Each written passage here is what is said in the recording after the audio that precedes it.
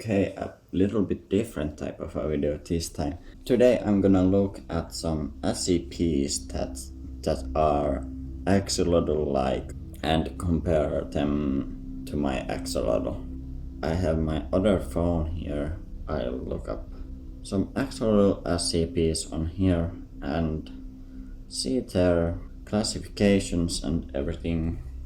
Okay, SCP-1371. Object Class Safe.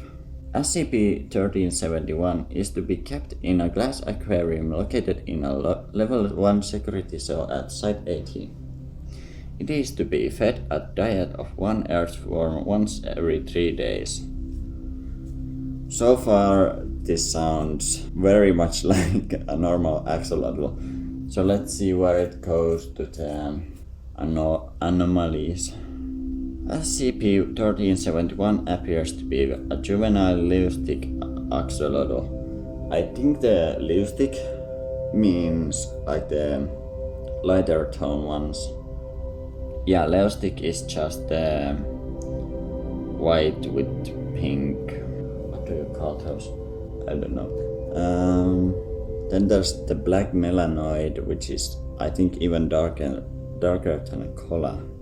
And there's some weird like mutations of the colors. There's like heavily marked melanoid. There's the wild type, which looks more like a normal fish color. Golden albino. And so forth. I don't know what color my axolotl is. Black melanoids have a dark or black body with a lighter colored belly. Sometimes a dark wild type axolotl is mistakenly identified as a black melanoid.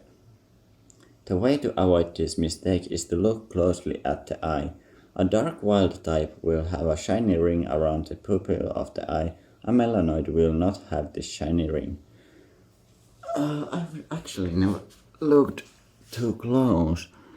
I don't think she has any kind of light ring around her eyes, so I think Kola might just be a black melanoid.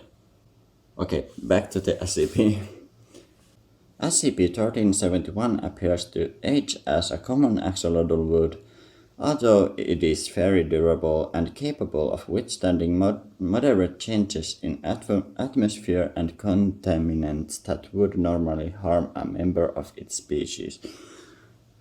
Yeah, I gotta keep my tank so fucking clean and gotta put in like some, what do you call them, water adjustment stuff. And right now it's even a little bit too hot for Kola. Normal axolotls need very good water with all kinds of water management and such. SCP-1371 is buoyant in air, capable of swimming upwards distances of approximately 50 meters from the ground. Okay, here's a difference. Buoyant in air, capable of swimming upwards. Like, can swim in air? Or what? Axolotls can definitely swim in water, but I haven't seen one swimming in air. But only 50 meters from ground. Although SCP-1371 spends most of its time on the ground and rarely ascends higher than 1 meter. Well, can't say too much about that.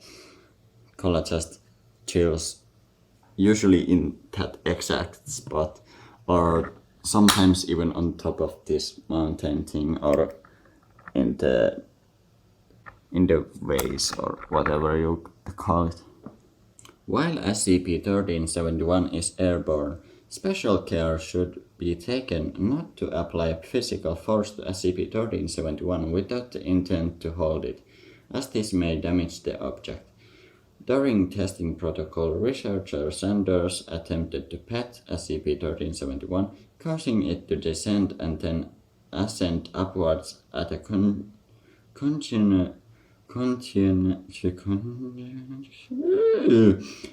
increasing speed until it was retrieved.